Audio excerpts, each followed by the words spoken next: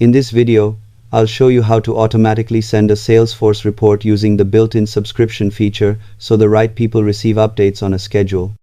Start by opening the Reports tab and selecting the report you want to share. Before scheduling it, review the filters, date range, and columns to ensure the results reflect exactly what your recipients should see. Next, click the drop-down near the Edit button and choose Subscribe. In the subscription panel, select how often the report should be delivered, such as daily, weekly, or monthly, and set a time that aligns with when your data is refreshed.